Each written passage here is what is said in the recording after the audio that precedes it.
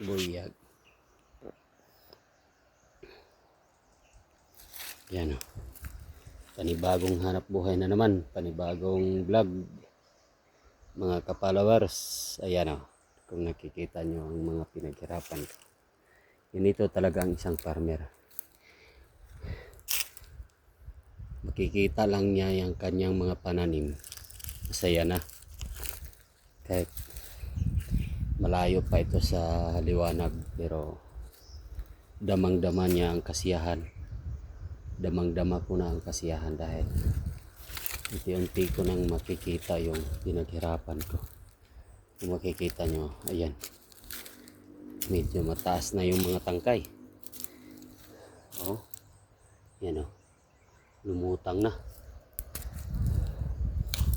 Yan.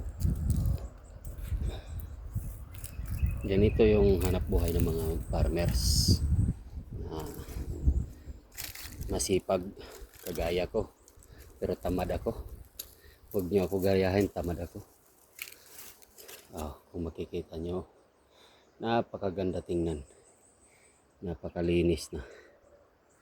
Yan.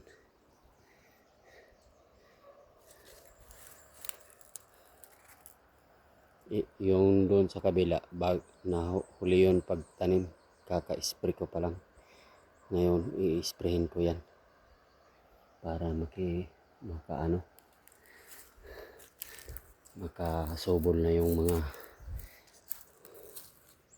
luyaw. Ayan o, takpan natin para hindi makita ng mga content creator ko. Yan, hindi pa ito naabunuhan, pero napaka na ng mga tangkay niya.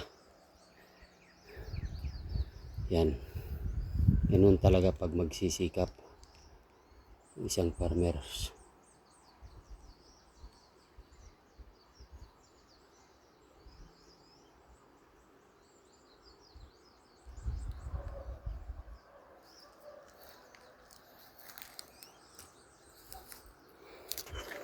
Yan, baba muna tayo.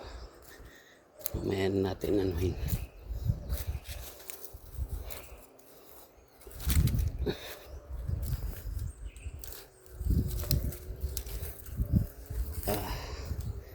Thank you Lord sa gandang pananim ko.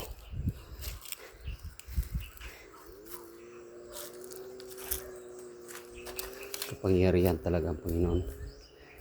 Binibigyan ng proteksyon at binibigyan ng gandang halimbawa ang pagsisikap ng isang tao. Okay guys, back to normal.